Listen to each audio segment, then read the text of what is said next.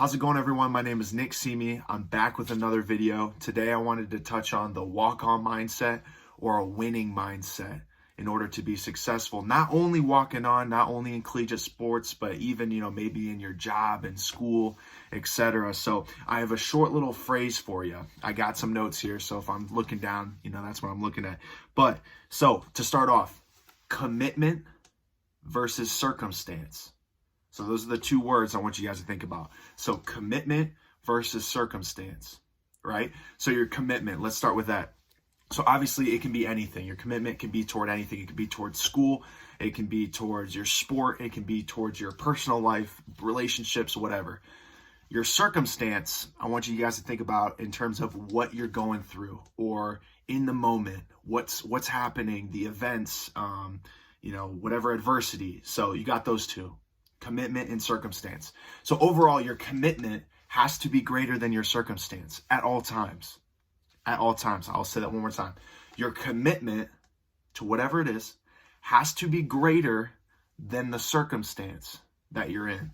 So I'll run you guys through some scenarios. So I broke it down in terms of walking onto a football team, just to give it a brief example. So pre-tryout, right? So you haven't tried out to the team yet. And these are some scenarios where, this phrase applies. Partying versus training. So you're going to be tempted throughout your collegiate, career, whether it's academics, social life, etc. So you're going to be tempted with the ability to do really whatever you want, and it's really the first time that you get to choose what you fill your free time with. So your commitment, say for instance, your commitment is to walk onto a football team or to join, an athletic program in whatever capacity. The circumstances that you're putting yourself in can't jeopardize your commitment. So if you're going out and partying the whole time, and yeah, you might be training hard, but are you doing everything in your power to reach that goal? So if your commitment is weaker, so say for instance, if you're not as invested into it, then your circumstances are going to take over. So the circumstances that you're in, they're going to jeopardize your opportunity to be successful or to reach your max potential. So sacrifice, another one is sacrifice. So are you someone that, wants to sit on Netflix, Xbox? I have no problem with that. I'm a big gamer myself. But if it's something that you're complaining about in terms of, hey, I'm not able to walk on, or, oh, I didn't walk on, or I wasn't able to, I didn't get on the team the first time around, which is fine. Keep working.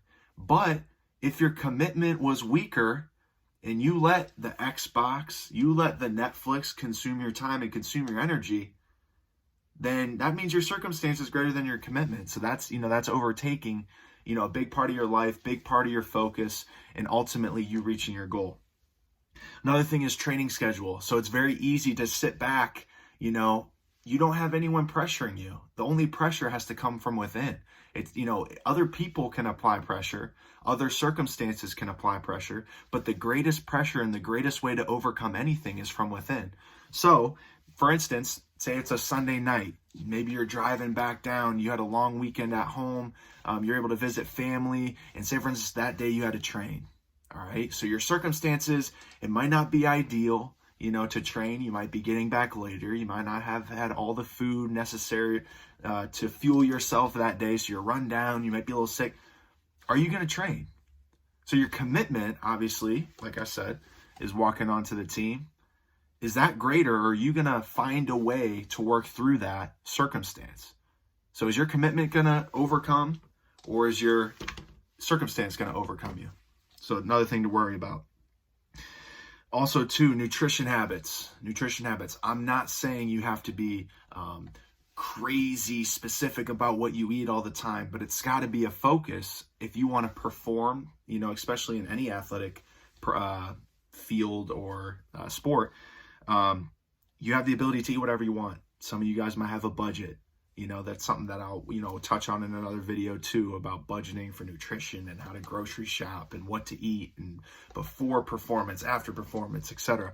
But are you someone that's going to go out, you're going to constantly drink on the weekends, you're going to, fill your body with foods or drugs or whatever else?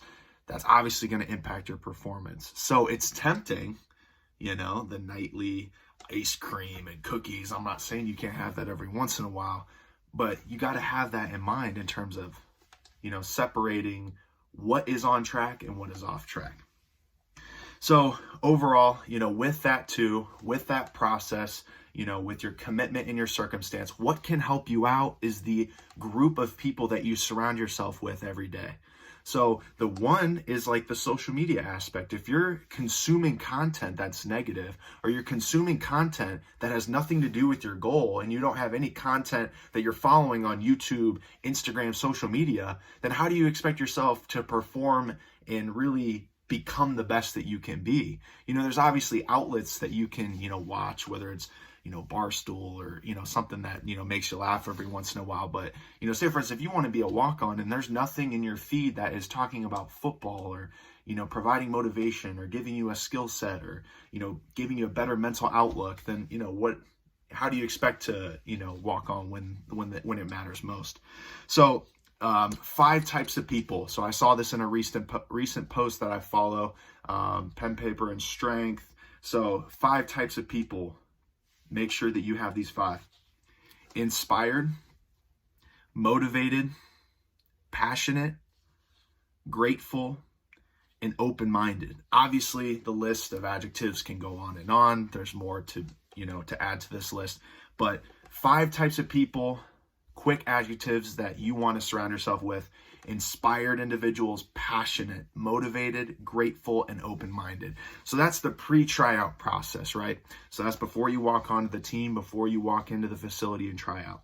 While you're on the team, for instance, we're sticking with football, an outcast versus a contributor mentality. So commitment versus circumstance. So you get on the team, you're the new kid on the block, all eyes are on you. You might not be getting the gear once you first get on. You might not be getting the recognition. You might not be able to do the same things as the scholarship athletes. There's 2 ways that you can go. You can go down the outcast mentality in terms of, I don't think it's going to get better. Or, this is just how it's going to be. Or are you going to look at it and say, what's the best? How can I contribute in the moment? How can I contribute?